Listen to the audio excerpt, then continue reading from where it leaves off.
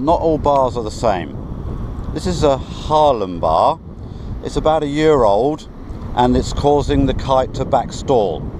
So what we're going to do is we're going to do the calibration test on this bar as well, see if we can find the problem, see what needs curing and try to fix it. We've been able to pass through a line through all the eyes of the ends of the pigtails, and this now has given us the ability to do our tension on any fixed point, post, washing line or back garden fence. And now we're going to tension all the lines. With the help of Julie, we're now at this present moment only checking the center lines. The D-power system is fully open and we're checking that both center lines, the power lines, are both even. At this point they're good. Now we're going to bring the bar back to the same tension as the center line, and we're going to see how much space we've got between here and here. Pull them nice and tense. Remember, the D-power system is fully open. You can see actually that on this bar we are at the 90 degrees. This 90 degrees means that both steering lines are the same length, but look at the distance of how much the front lines have stretched since in this last year. It's a lot. So what we need to do is find a way to solve this problem, because this needs to touch here when all lines are perfectly tensed. Now with this bar we're really lucky.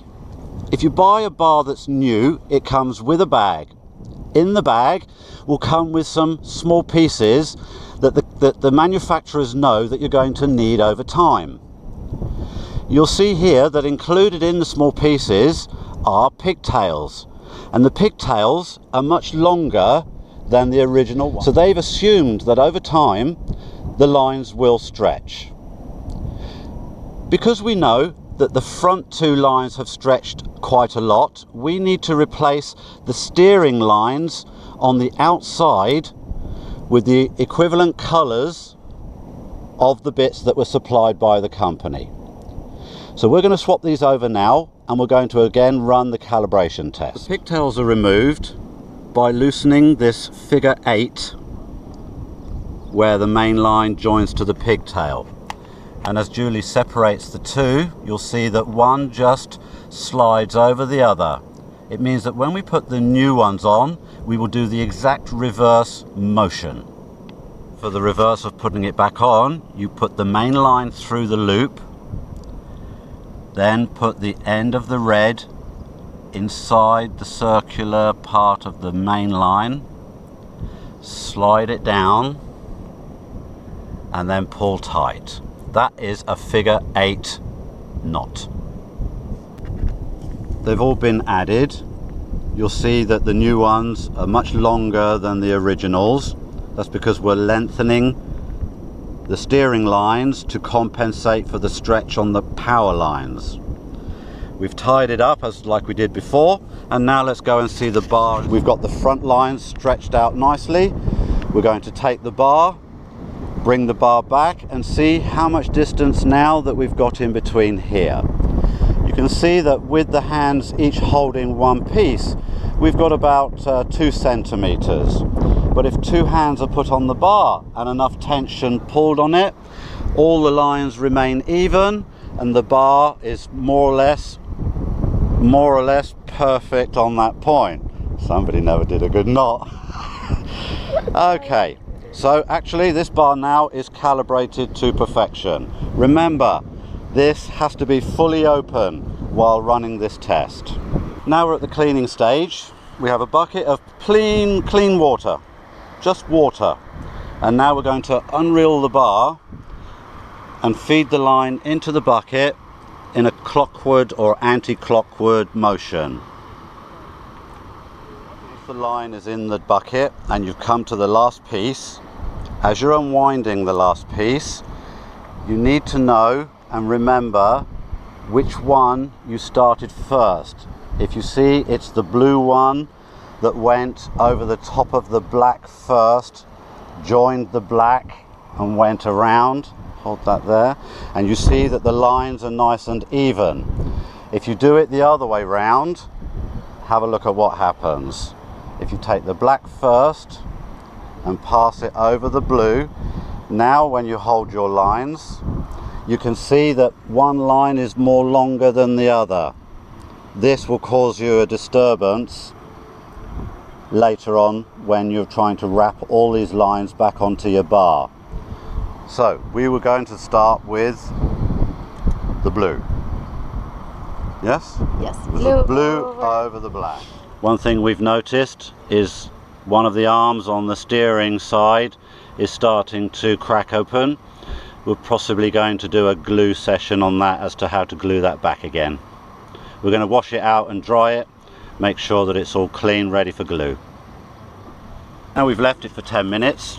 The first job we're going to do at this point is we're going to pull the safety line outside of this casing so that we can clean the safety line and make sure that there's no obstructions.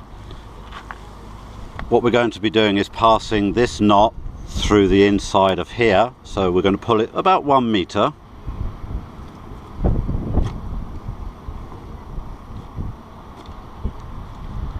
Till the knot appears on that side. There it is. And we're going to dip the safety line in the water, and we're going to also throw the chicken loop and everything else that can reach the water line for about 2 or 3 minutes. Once it's been sitting in the water for a few minutes, 5-10 minutes even if you wish, the first thing we're going to do is get the safety line and dry it through a rag.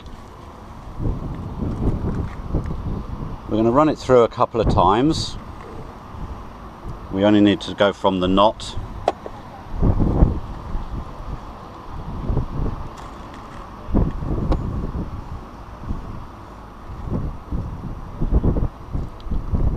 And then what we're going to do is we're going to pull it back through into its parked position. Take that.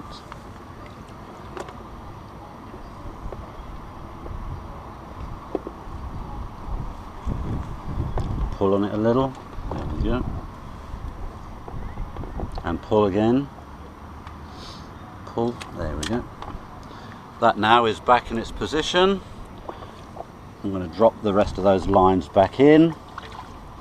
We're going to wash the rest of the bar, and then we're going to start the wiping procedure and wrapping it back again. Once it's back in its parked position, we're now going to open the chicken loop system, the release system, and we're going to make sure that the spring has tension and that any of the moving pieces inside is free from any sand, and we're going to just give it a shake in the water just to make sure everything is operating as it should. And then we're going to link it back up again.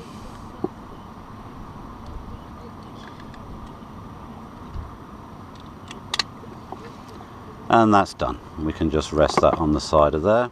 Now we started the drying process with the release system, and then just very slowly work our way up to the bar. Dry off the bar.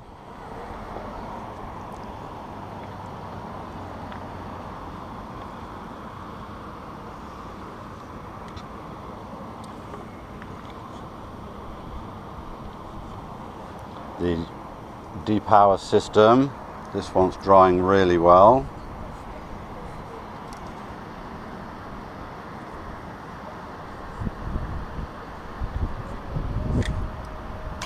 Pull on the, see if it grips.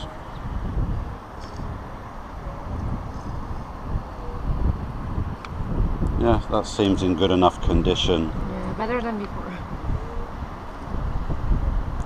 What we need to make sure is that this dries out really well, because as we're going to roll the bar back up again, this might be buried deep inside all the lines. So we will make sure that that is dry.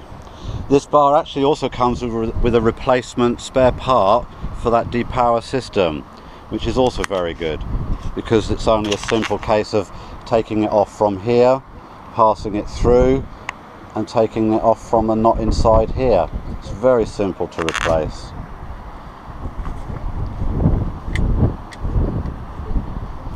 So we start the winding procedure by... The blue on the black. Yes, blue over the black.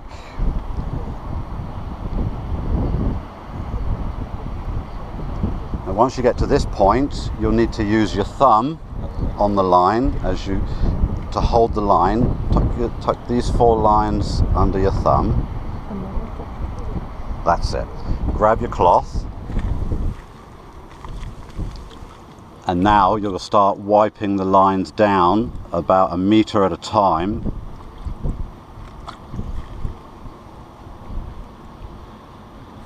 Then back under the thumb.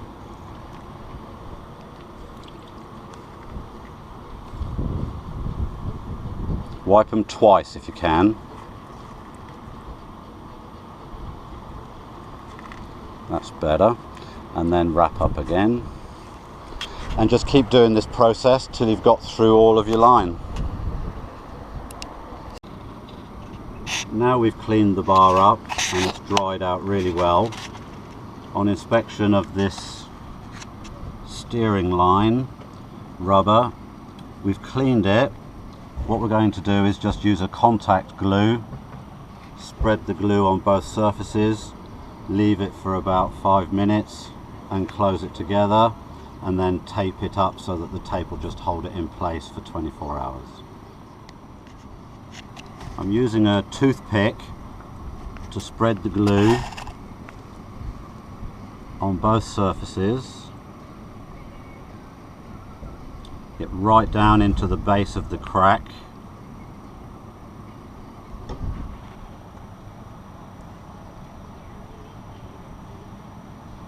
And now we'll leave it for 5 minutes.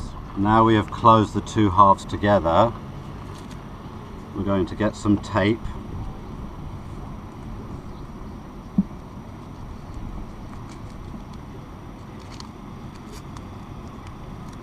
Doesn't have to look pretty. Or should I say, it doesn't have to look pretty. Let's get my T's out there. Yeah. Like water and water. It doesn't have to look pretty. All it's doing is keeping the 2 sections together 24 hours, and then we'll remove the tape. And that should be job done. Perfect. Yay.